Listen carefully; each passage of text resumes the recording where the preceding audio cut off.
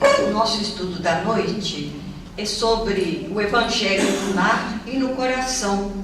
Este folheto, essa campanha que a Federação Espírita Brasileira já lançou há vários anos em todo o território nacional, para que haja verdadeiramente essa modificação do nosso planeta na melhoria, para a regeneração, essa preparação que todos nós estamos agora com a chegada desse planeta de regeneração que está prometido por Jesus à Terra.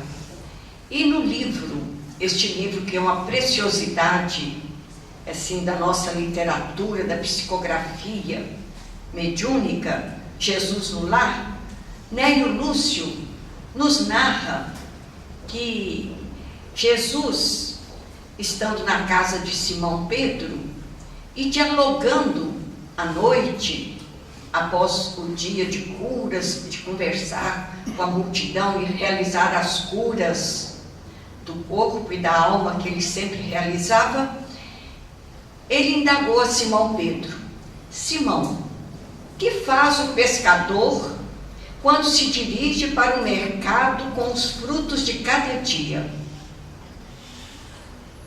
O apóstolo respondeu: Mestre, naturalmente, escolhemos os peixes melhores.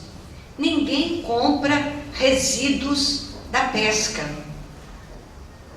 E Jesus perguntou novamente: E o oleiro, Simão, que faz ele para atender a tarefa que se propõe?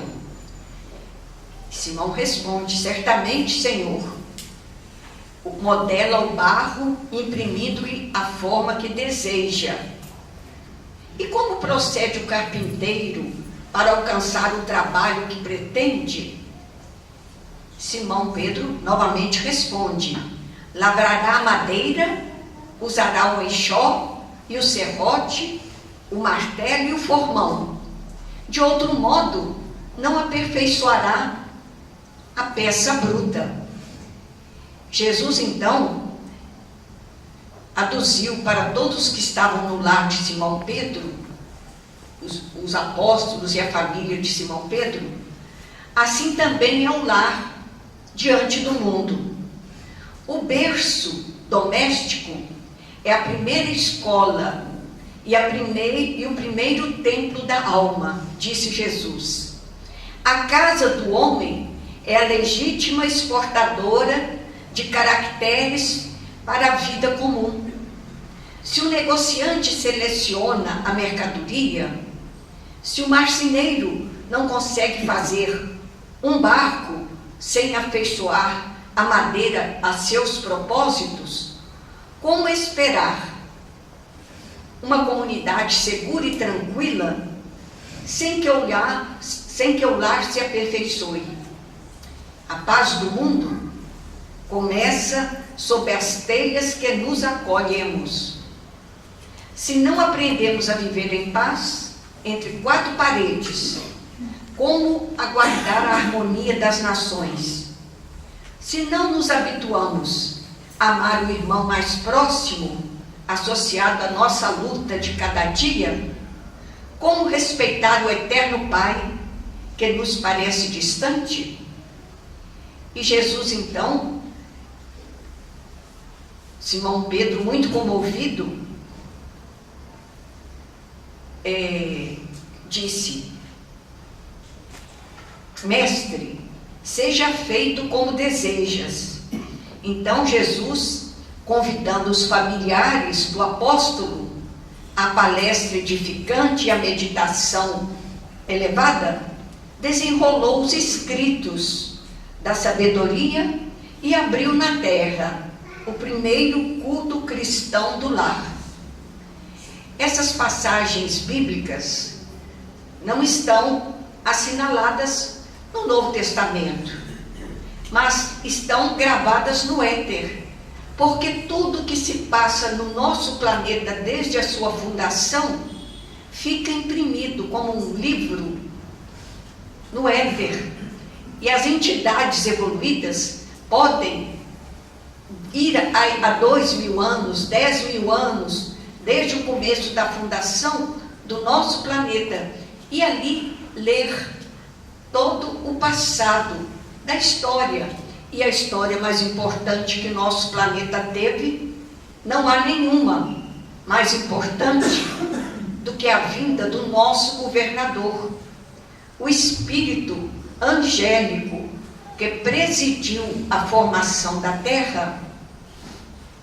E diz a Bíblia, de cujas saídas são de toda a eternidade, porque nós não podemos imaginar quando Jesus Cristo saiu das mãos do Criador.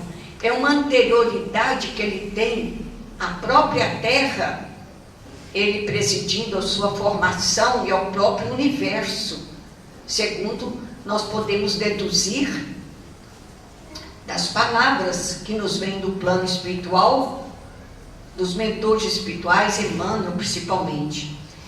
E então, é que essa campanha tem que se fazer vigorar aqui na Terra, porque quando nós abrimos o livro Nosso Lar, de André Luiz, que nos narra a vida nas colônias, cidades espirituais, vizinhas aqui da Terra, porque neste espaço imensurável que nós acreditamos vazio, não há o vazio, está povoado de matéria, mas é uma matéria menos densa do que a nossa, e bilhões de cidades celestes, com organizações bem superiores a qualquer organização terrestre.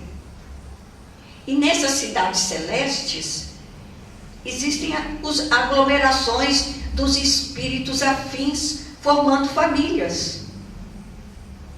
E aqui a Terra é uma cópia muito imperfeita desses bilhões de cidades celestes que existem aí espalhadas no universo para a nossa evolução, quando saímos daqui da Terra, porque aqui também estamos em evolução, e o planeta Terra é uma mãe generosa, porque através dos milênios nós vamos vindo aqui e nos resgatando débitos e aprimorando, né, as nossas virtudes, é aqui na Terra.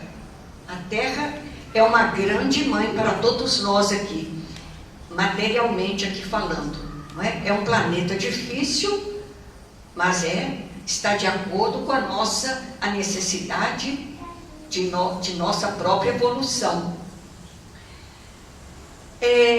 Desde a antiguidade, nós vamos ver que Pitágoras, que nasceu em 570 a.C., um grande filósofo, e está na introdução do Evangelho segundo o Espiritismo ali, não é?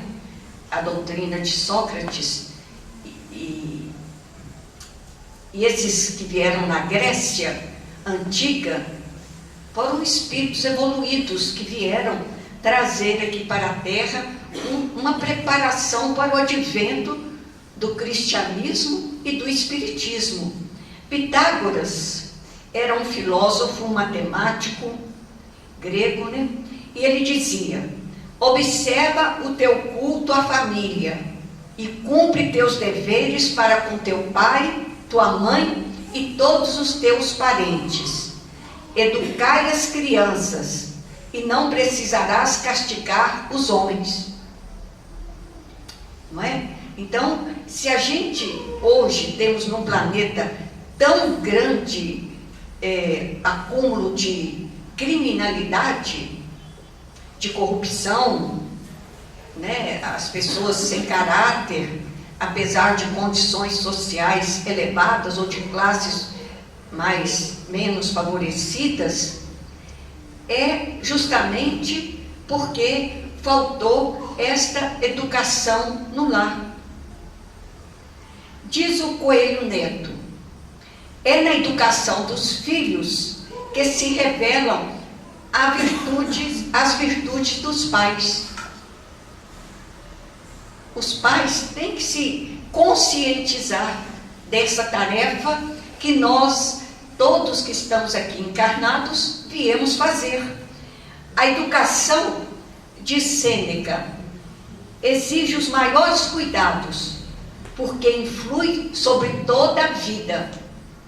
E diz o Dr. Bezerra de Menezes que a educação, ela tem que começar no nascimento ali, na hora que a criança nasce, e até mais ou menos os 7, 8 anos de idade, em que ela está propícia a receber as orientações, a educação, ser podada nas suas más tendências do passado e ser ajudada para desenvolver os bons sentimentos, porque depois que ela chega à adolescência, se este trabalho do lar não foi feito nessa primeira infância, quem vai educar a criança vai ser o mundo. Na hora que ela chega na adolescência, se ela tiver a base da educação do lar, na adolescência ela vai saber os enfrentamentos aqui dos maus exemplos que lhes rodeiam, das más tendências que ela traz do passado e que foram ali corrigidas dentro do lar pela mãe, né, e pelo pai também.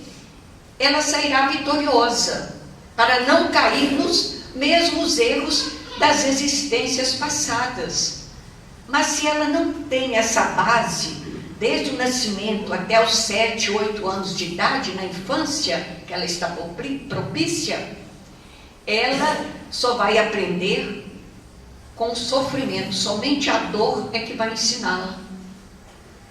Porque o mundo, não é que vai trazer para ela as experiências aí, e a experiência é uma mestra cruel. Então, é necessário, que diz o Emmanuel, se um homem é a partícula divina da coletividade, o lar é a célula sagrada de todo o edifício da civilização. Então, a importância do lar, que a gente às vezes não temos consciência disso, e realmente a maioria, né, tem vários casais que têm essa consciência, mas vamos dizer que são bilhões de lares que ainda não se conscientizaram da necessidade do Evangelho no lar, porque esta é a verdadeira educação. Diz ainda para nós o André Luiz, no livro Entre a Terra e o Céu, o lar não é apenas o domicílio dos corpos, é o ninho das almas, em cujo doce aconchego desenvolvemos as asas que nos transportarão aos cumes da glória eterna. Nós estamos aqui de passagem e viemos nos preparar para o futuro. Nós não temos aqui futuro na Terra. Nós teremos um futuro aqui até uns 100 anos, 120. E preparamos esse futuro com aposentadoria materialmente falando. Organizando uma casa, organizando a previdência social e esses cuidados que nós temos que ter para o nosso futuro material. Mas o nosso verdadeiro futuro é no plano espiritual. É daqui que nós vamos levar a glória e ir para os cumes desta glória eterna, partindo da terra. Diz ainda o Chico Xavier, o lar é sublime organização que assegura as bênçãos da vida. Realmente, se não houvesse o lar, o planeta não se renovaria constantemente com a oportunidade das almas aqui reencarnarem. No Evangelho segundo o Espiritismo, no capítulo 14, nós temos uma mensagem belíssima de Santo Agostinho. Santo Agostinho, foi um santo da Igreja Católica, um cristão verdadeiro, e agora desencarnado, dizem os espíritos, ele é o maior divulgador do espiritismo. E ele traz observações muito belas aqui sobre a família. Formam famílias os espíritos que a analogia dos gostos, a identidade do progresso moral e a afeição induzem a reunir-se. Esses mesmos espíritos, em suas migrações terrenas, porque todas as famílias lá no plano espiritual migram aqui na Terra para evoluírem, resgatarem débitos, adquirirem, ampliarem valores através das provas aqui na Terra ou da expiação. Se buscam para se gruparem como fazem no espaço, originando-se daí as famílias unidas e homogêneas. Mas, como não lhes cumpre trabalhar apenas para si, permite Deus que espíritos menos adiantados encarnem entre eles, a fim de receberem conselhos e bons exemplos, a bem de seu progresso. Esses espíritos se tornam, por vezes, causa de perturbação no meio daqueles outros, o que constitui para estes a prova e a tarefa a desempenhar. Acolhei-os, portanto, como irmãos, auxiliai-os, e depois, no mundo dos espíritos, a família se felicitará por haver salvo alguns náufragos que a seu turno poderão salvar outros. É da lei divina que o maior desça para auxiliar o menor. Esta lei é a lei da fraternidade. O Cristo angélico desceu a um planeta de expiação e provas. Diz o Divaldo que ele, já sendo puro espírito, não tendo mais matéria, que nós não podemos ainda entender a essência de Deus, nem a essência dos puros espíritos, ele já tendo atingido um grau de evolução que o tornou infalível, e aliás ele nunca faliu, nunca foi espírito que caiu em mundos de provas e expiações de matéria densa, ele sempre evoluiu em mundos fluídicos, porque há dois modos de evolução, diz Santo Agostinho, no Evangelho segundo o Espiritismo, quando ele fala sobre os planetas de regeneração.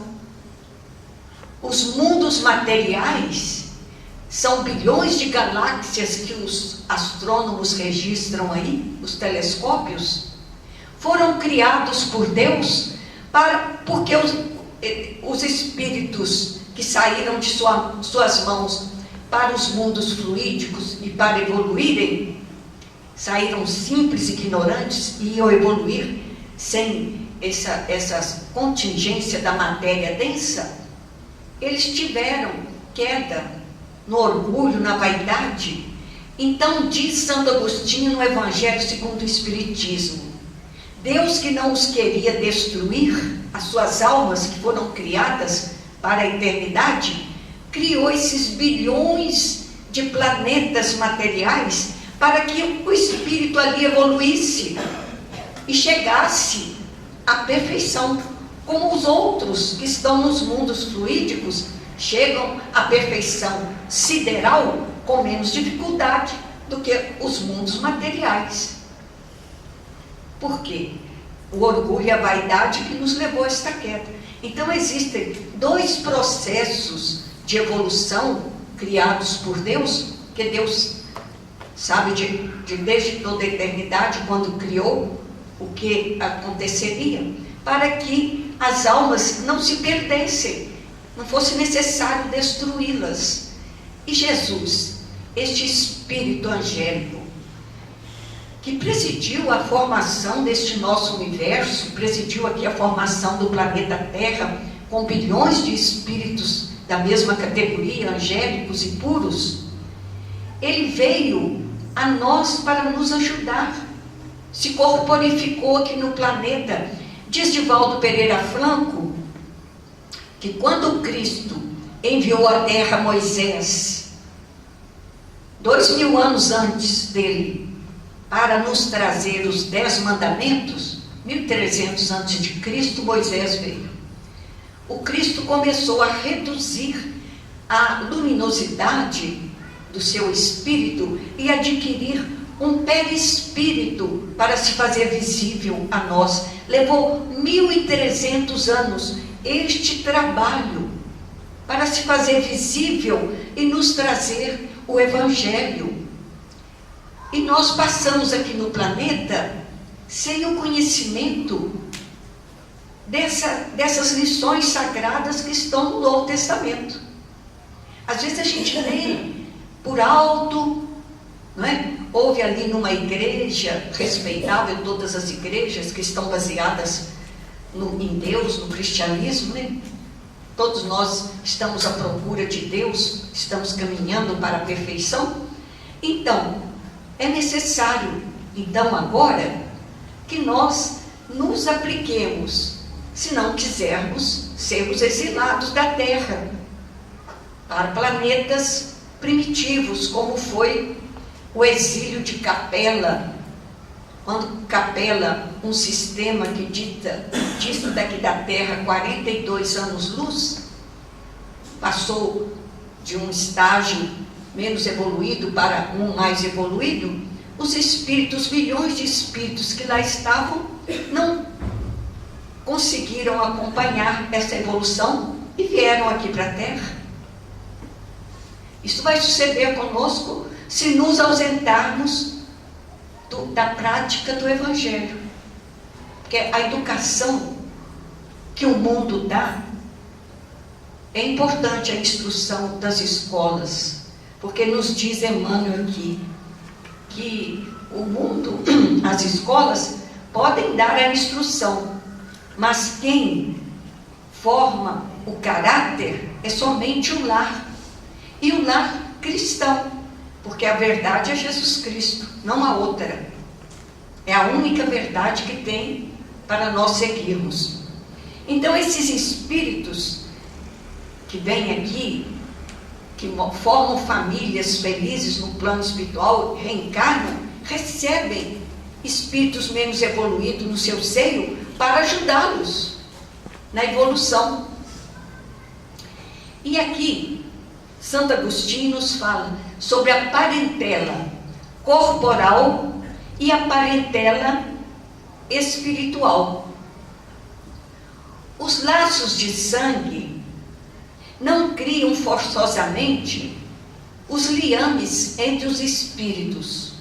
O corpo procede do corpo, mas o espírito não procede do espírito, porquanto o espírito já existia antes da formação do corpo. Não é o pai quem cria o espírito de seu filho. Ele mais não faz do que lhe fornecer o invólucro corpóreo, cumprindo-lhe, no entanto, auxiliar o desenvolvimento intelectual e moral do filho, para fazê-lo progredir. Os que encarnam numa família, sobretudo como parentes próximos, são as mais das vezes espíritos simpáticos, ligados por anteriores relações, que se expressam por uma afeição recíproca na vida terrena. Mas também pode acontecer, sejam completamente estranhos uns aos outros esses espíritos, afastados entre si por antipatias, igualmente anteriores, que se traduzem na Terra por um mútuo antagonismo. Por isso que o planeta é um planeta de provação, porque nós nos reunimos aqui em famílias e cada um num nível de evolução. Tem aqueles que têm mais afinidade, outros que absolutamente não têm afinidade e até animosidade, devido aos débitos, às agressões do passado que eles sofreram. não são os da consanguinidade os verdadeiros laços de família, e sim os da simpatia e da comunhão de ideias de Santo Agostinho, os quais prendem os espíritos antes, durante e depois de suas encarnações. Segue-se que dois seres nascidos de pais diferentes podem ser mais irmãos pelo espírito do que se o fossem pelo sangue. Podem então atrair-se, buscar-se, sentir prazer quando juntos, ao passo que dois irmãos consanguíneos podem repelir-se, conforme se observa todos os dias, problema moral que só o Espiritismo podia resolver pela pluralidade das existências. Quando nós vemos estes problemas na família do mundo, nas famílias aqui do mundo, nós vamos buscar a causa. E as causas não estão na presente existência, estão nas existências anteriores. Porque assim, como o amor une as pessoas, é atração, é magnetismo, o ódio, o rancor e a mágoa também cria um magnetismo entre as almas. E para que o espírito possa evoluir, ele tem que quebrar estes laços negativos para entrosar nas regiões felizes do espaço. Ninguém evolui com ódio, mágoa, rancor no coração. E aqui na Terra é a oportunidade, nesse esquecimento temporário do passado, que Deus na sua misericórdia não permite que nós nos lembremos dos atos passados, porque senão não teríamos condição de viver aqui no planeta. Se nós tivéssemos lembranças de 2000 anos atrás, de 3000 anos atrás, aquilo que praticamos contra o próximo e contra a lei de Deus, a gente estaria num remorso imenso e psicologicamente sem condições de enfrentar uma sociedade. Mas Deus nos dá o esquecimento. No lar, a mãe recebe ali um inimigo do passado que às vezes foi que a matou, ou que fez coisas mais atrozes nas outras reuniões contra ela e contra o grupo familiar, e a criança vem ali justamente nesse esquecimento temporário, que à noite, quando dormimos, nós vamos ao plano espiritual e muitas vezes os espíritos fazem com que nós vejamos algumas coisas do nosso passado no sonho, para nos dar alento nas provas aqui da Terra, o porquê das nossas provas. Eles nos explicam e mostram, você está passando por isso, porque no passado, e passam para nós o filme, que está gravado, de todas as nossas existências passadas, no nosso subconsciente, e pode ser relembrado ali, através do plano espiritual, depois volta o esquecimento, fica só no cérebro espiritual, não passa para o nosso cérebro material. Porque nós temos um corpo espiritual que é a cópia perfeita desse corpo aqui, com cérebro, células e tudo. Então, aquilo que nós vemos no plano espiritual, fica gravado no cérebro espiritual. Não passa aqui para a Terra, passa às vezes alguma coisa, que a gente acorda e lembra, sonhei, eu estou tão confortado,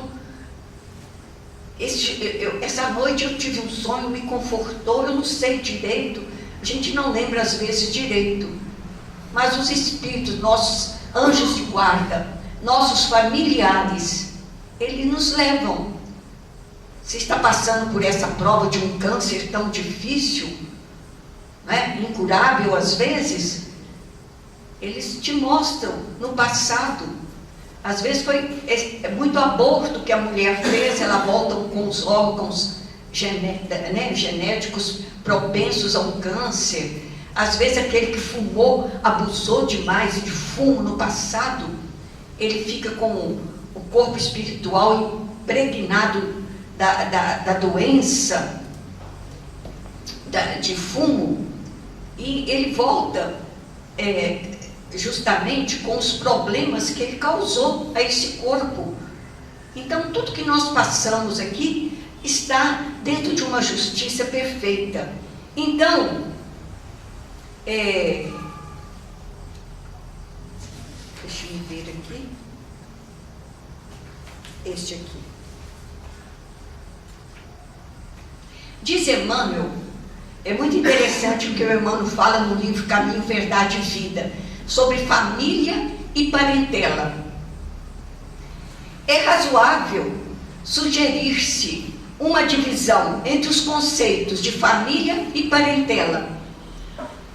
Família constitui-se do símbolo dos laços eternos do amor, e a parentela significaria o cadinho de lutas, por vezes acerbas, em que devemos diluir as imperfeições dos sentimentos, fundindo-os na liga divina do amor para a eternidade. Então, a parentela são aqueles espíritos que não têm afinidade conosco, e às vezes animosidade, mas reencarnaram ali, junto, como irmão, como pai, como filho. E a família não seria a parentela, mas a parentela converter-se-ia mais tarde nas santas expressões da família. Nós estamos aqui para converter todos esses laços de parentela numa verdadeira família. Recordamos tais conceitos, diz Emmanuel, a fim de acordar a vigilância dos companheiros menos avisados, porque todos nós fizemos um planejamento no plano espiritual antes de vir para a Terra, daqueles que viriam comungar conosco no mesmo lar. O pai, a mãe, o marido, a esposa, o filho, os filhos, as filhas, tudo foi planejado. Então é preciso que a gente tenha este estudo que a doutrina espírita nos proporciona do Evangelho do Cristo, à luz, do Espiritismo, para que a gente vá sintonizando com essa necessidade de tolerância, de perdão, de amor, de paz, de harmonia dentro do lar. A caminho de Jesus será útil abandonar a esfera das maledicências e das incompreensões da parentela e pautar os atos na execução do dever mais sublime, sem esmorecer na exemplificação, porquanto assim o aprendiz fiel estará exortando-a sem palavras a participar dos direitos da família maior, que é a de Jesus Cristo. Nós estamos aqui para formar a família de Jesus Cristo. Mas isso na evolução. E isso nós vamos fazer nesse cadinho dentro do lar. Se nós não exemplificarmos isso dentro do lar, nós não estaremos aptos para exemplificar perante a humanidade. Diz aqui Santo Agostinho no Evangelho: não escorraceis a criancinha que repele sua mãe, nem a que vos paga com ingratidão. Não foi o acaso que a fez assim e que vô-la deu. Imperfeita intuição do passado se revela, da qual podeis deduzir que um ou outro já odiou muito, ou foi muito ofendido, que um ou outro veio para perdoar e expiar. Mães, abraçai o filho que vos dá desgostos e dizei convosco mesmas: um de nós dois é culpado. Fazei-vos merecedora dos gozos divinos que Deus conjugou à maternidade, ensinando aos vossos filhos que eles estão na terra para se aperfeiçoar, amar e bem dizer. É uma tarefa bem difícil, mas Deus não coloca fardos pesados em ombros que não possam carregá-lo. Se nós assumimos no plano espiritual a tarefa de receber filhos problemas no nosso lar, é porque nós teríamos condições de saber conduzir e transformar todo aquele ódio, aquela malevolência em bem para o espírito que ali está e para nós mesmos. Diz Paulo sobre os parentes: mas se alguém não tem cuidado dos seus, e principalmente dos da sua família, negou a fé e é pior do que o infiel. Não adianta nós sermos bondosos para os estranhos, ali no trabalho, na rua, junto aos vizinhos. A nossa principal tarefa é dentro do lar, para depois no exterior. Então, diz aqui Paulo na primeira ao Timóteo, que se nós não soubermos levar a vida em harmonia com os nossos parentes, nós negamos a nossa fé. E ele ainda faz uma coisa bem dura: é pior do que o infiel. Porque diz aqui o Emmanuel: a casualidade não se encontra nos laços da parentela. Princípios sutis da lei divina funcionam nas ligações consanguíneas. Se nós pegarmos os livros do André Luiz através de Chico Xavier, nós vamos ver ali o relato de inumeráveis organizações familiares que aqui reencarnaram, com os problemas a serem resolvidos. Espíritos que mataram, que assassinaram, vem, recebe ali um filho, como filho aquele, que, para poder quebrar todos esses laços. É maravilhosa toda a obra do André Luiz. É necessário que nós leiamos todos os livros dele. No Livro dos Espíritos, na pergunta 208, Allan Kardec indaga: nenhuma influência exercem os espíritos dos pais sobre o filho depois do nascimento deste? E os espíritos responderam: ao contrário, bem grande influência exercem.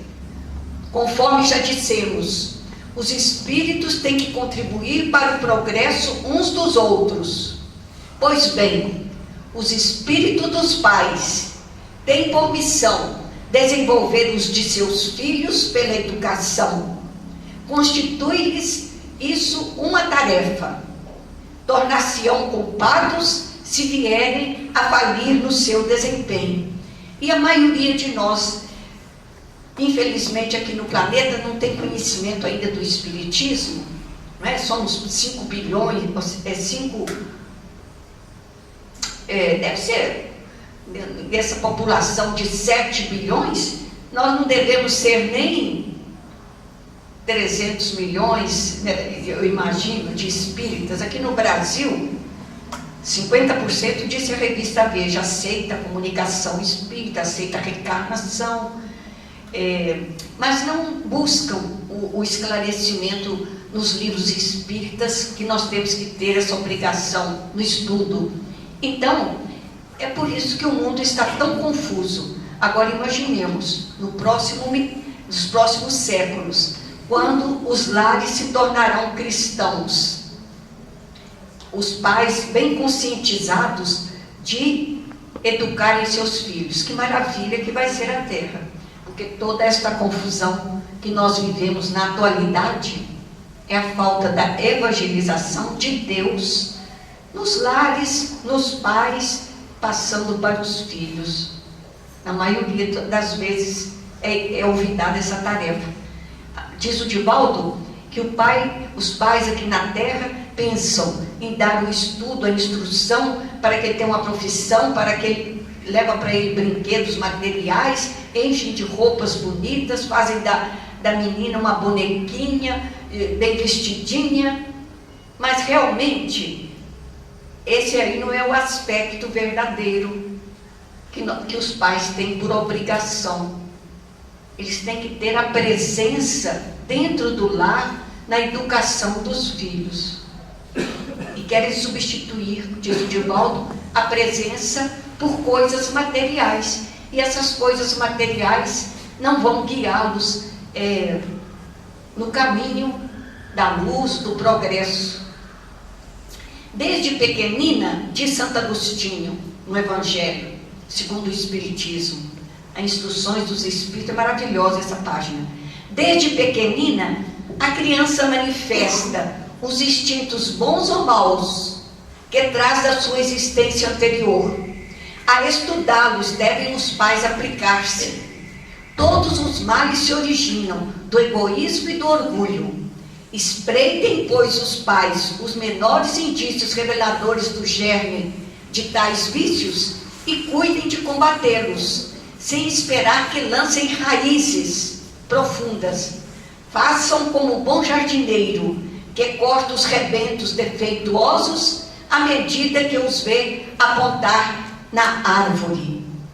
Ó espíritas, compreendei agora o grande papel da humanidade. Compreendei que, quando produzis um corpo, a alma que nele encarna vem do espaço para progredir. Inteirai-vos dos vossos deveres e ponde todo o vosso amor em aproximar de Deus essa alma. Tal a missão que vos está confiada e cuja recompensa recebereis, se fielmente a cumprirdes.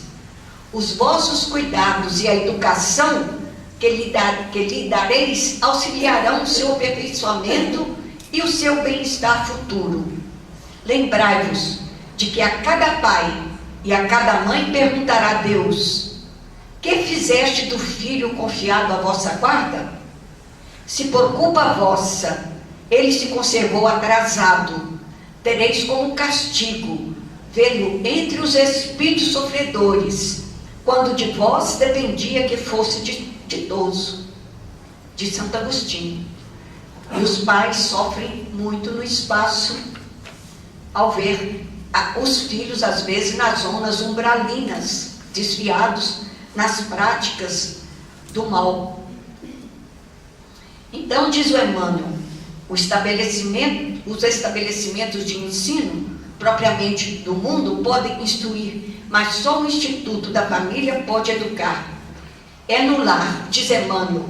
É neste folhetim aqui que eu tirei muitas, o Evangelho no lar e no coração, que a Cíntia pediu para que a gente abordasse bem aqui, e a Federação Espírita Brasileira e todos, né, o movimento espírita brasileiro está neste trabalho, e é essencial mesmo. É no lar que os espíritos se reencontram sob o mesmo teto, na condição de pais, filhos e irmãos, diz Emmanuel. Nesse ambiente são oferecidas as oportunidades de novo aprendizado moral, possibilitando aos reencarnados exercitarem-se no campo afetivo, desenvolvendo a fraternidade, a solidariedade, enfim, os sentimentos derivados do amor.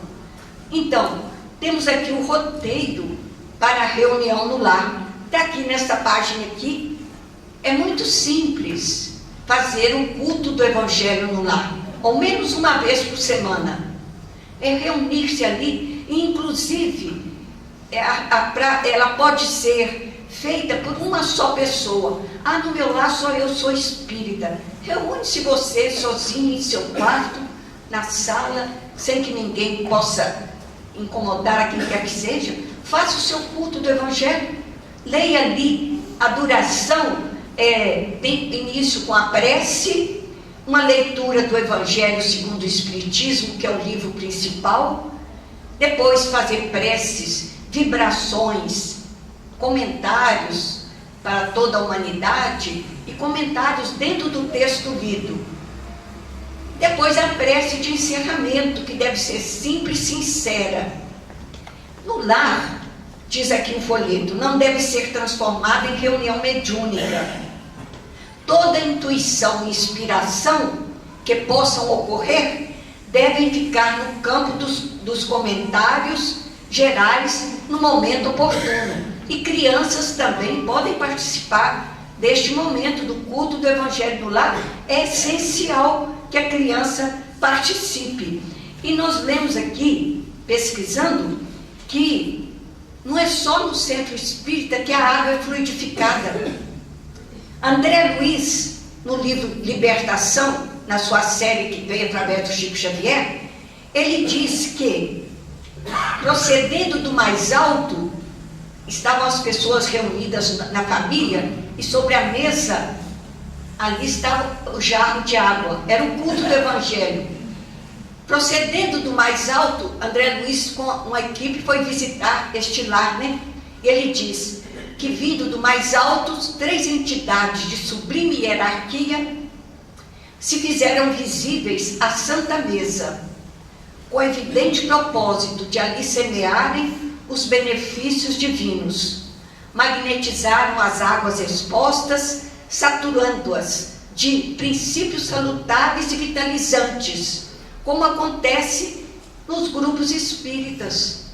Quando aqui nós estamos reunidos, os espíritos magnetizam aquela água, colocam ali medicamentos para a nossa saúde.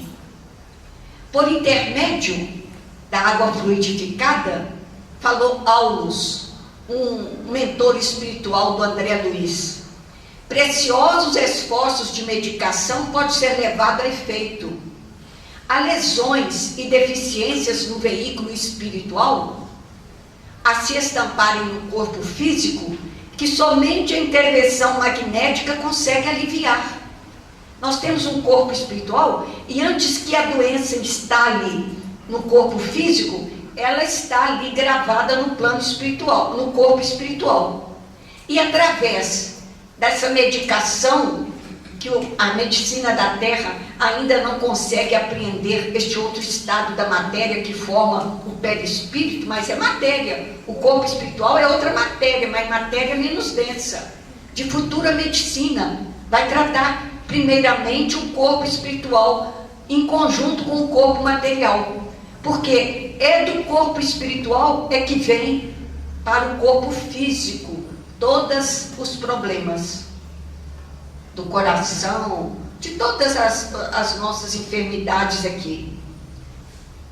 Diz André Luiz, o lar que cultiva a prece transforma-se em fortaleza e as entidades da sombra experimentam choques de vulto ao contato com as vibrações luminosas do santuário doméstico.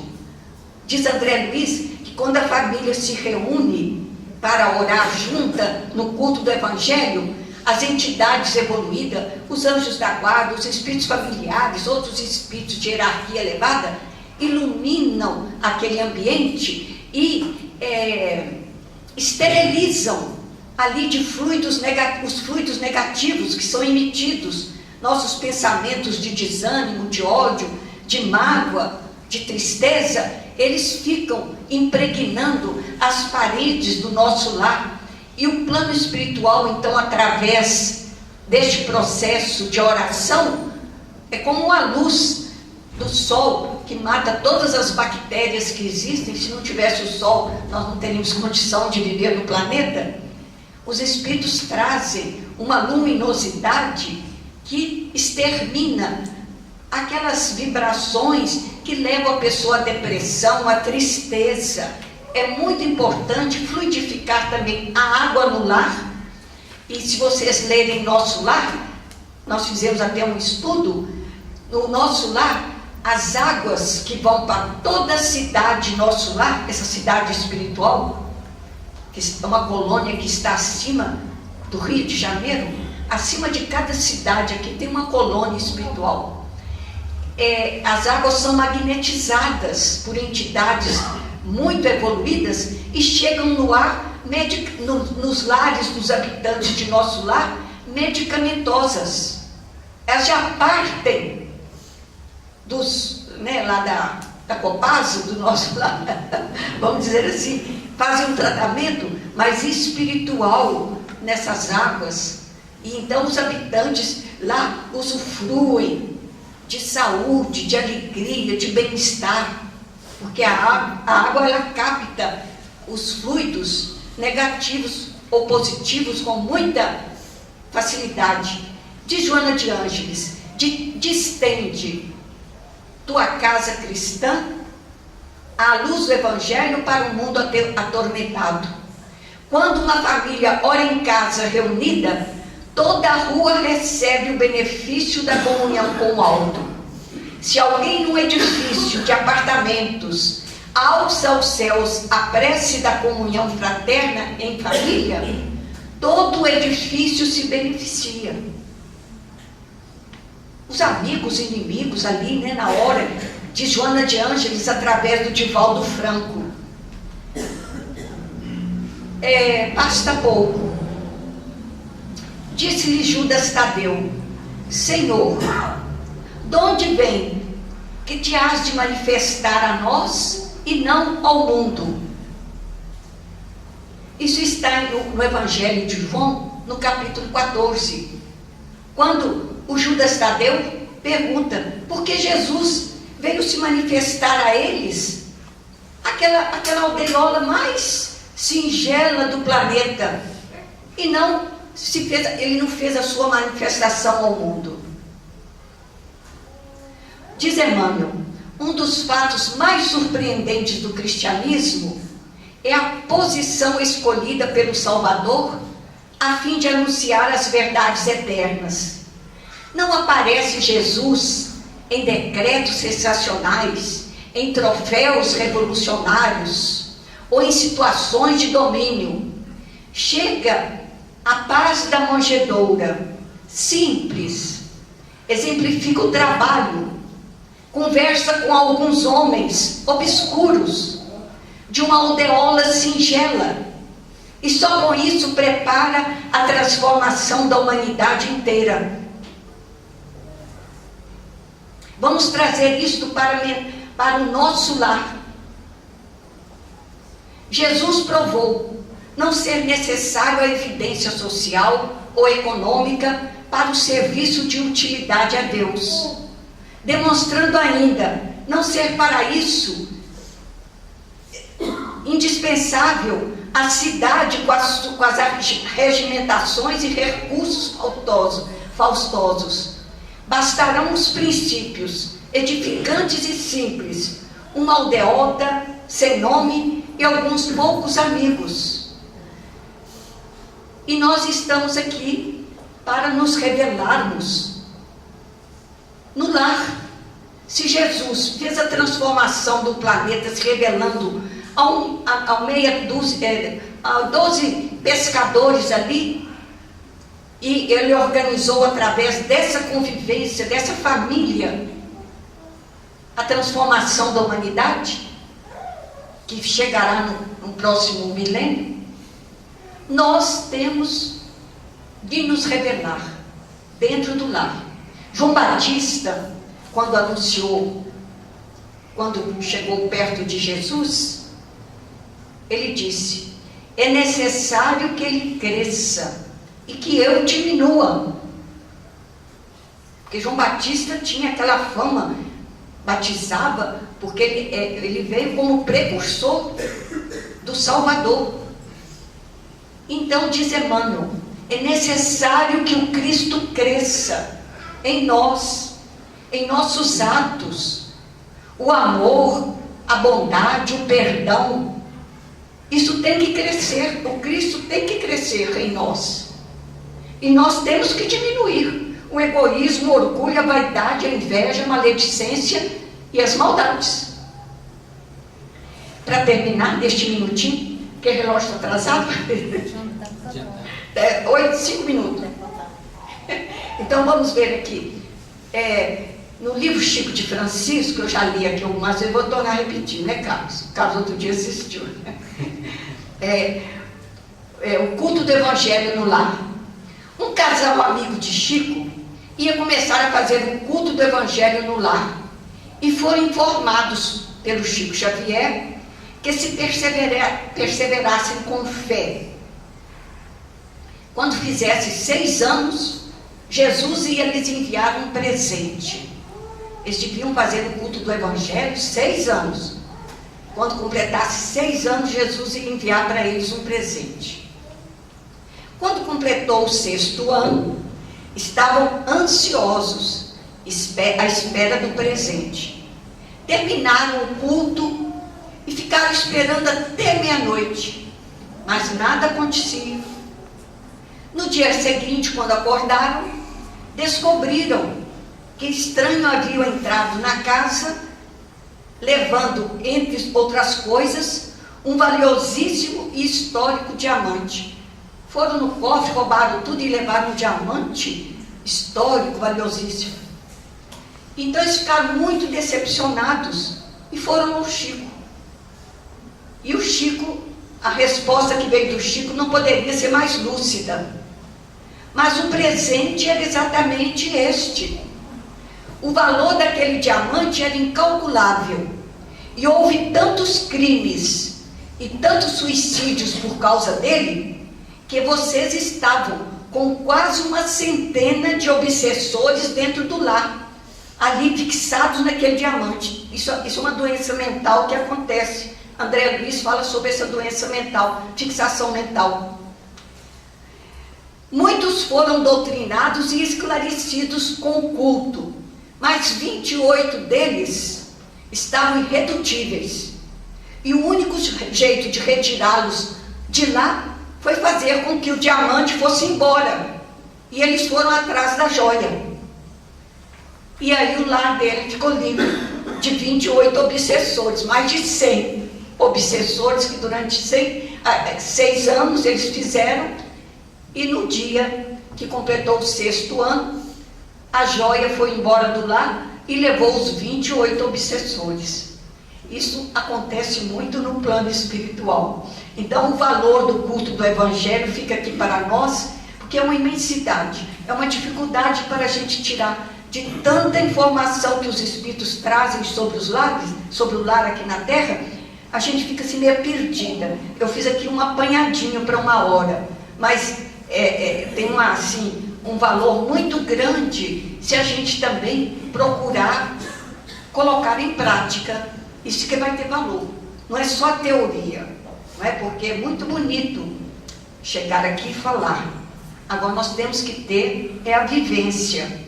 Isso aí é que é o difícil, não é? Fazer um estudo aqui, pesquisar, é difícil assim, porque tem um material nos 400 livros do Chico, nos 300 do Divaldo, do Zé Raul, a gente fica perdida de tanta informação que os bons espíritos estão enviando para nos orientar. E que Jesus nos abençoe.